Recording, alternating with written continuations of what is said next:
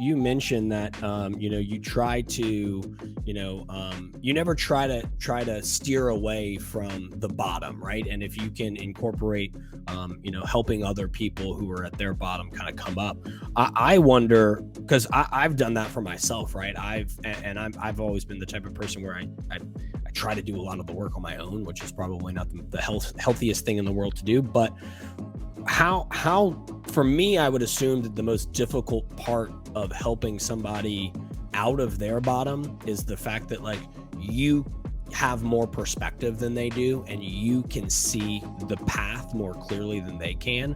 So how do you help somebody see that path when they can't necessarily, even when you explain it to them, it's just not getting through to them on what they need to do or why they need to make the changes that they need to make? Yeah, I love that question. So first off, perspective is one way to look at it, and perspective is huge. You have to get a new perspective, but experience is the most important part.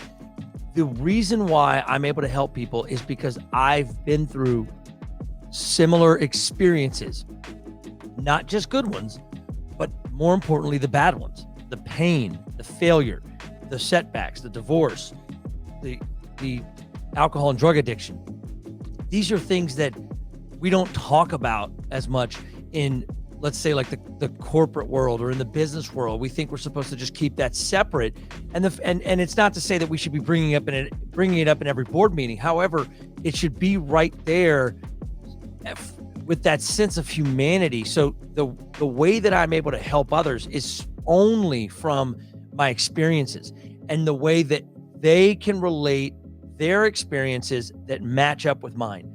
And that honesty that it takes to even be, and humility to say that they're there, sometimes requires a big bottom. So, and before we can become, let's say, humble, because humility and honesty is something that is not talked about. But when you're talking about authentic, you're talking about wanting to be emotionally wealthy, and you're talking about wanting to break your why and recreate a life that's more fulfilling, less stuck, more passionate, and really designed to be more humane, if you will.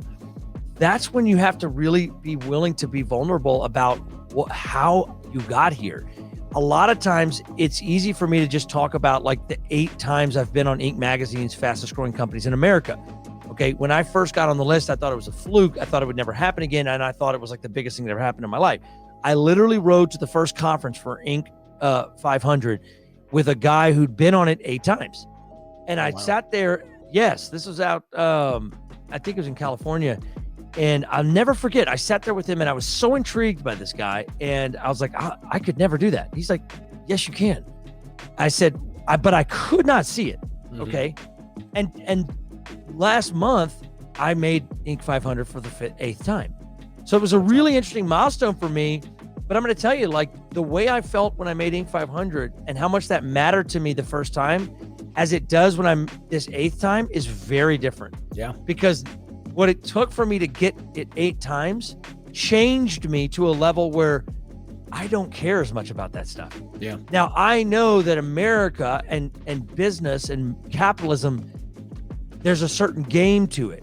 And I'm very good at that game, but it's only the fact that I know it's a game that I'm able to succeed. The second I think it's real is when I get tripped up. As long as I know that it is a game, I can play it and be free from all of the things that you're traditionally tethered to as an entrepreneur or business person. And these are the things that crush our ability to really hack and rebuild strategic emotions, to have authentic success, not just front covers of magazines that everybody raves about, and not just awards and not just accolades and milestones and all these things that are wonderful and best-selling status if you're an author. These things are exciting. And I can tell you that I can only speak to what's on the other side of those because I got those things. So I understand when a young person wants to strive for those things, I had to get those things before I could realize that the journey to getting those things was more valuable than getting them. And everybody says that shit, but like the fact is it's true. And that's the good news for somebody who's at bottom. Okay. Because when you're at bottom, you're not winning a bunch of awards. You're not winning nothing. You know what I mean? Maybe you're laid off. Maybe you're lost. But every time we come into an experience, there's a purpose for it if we step into that.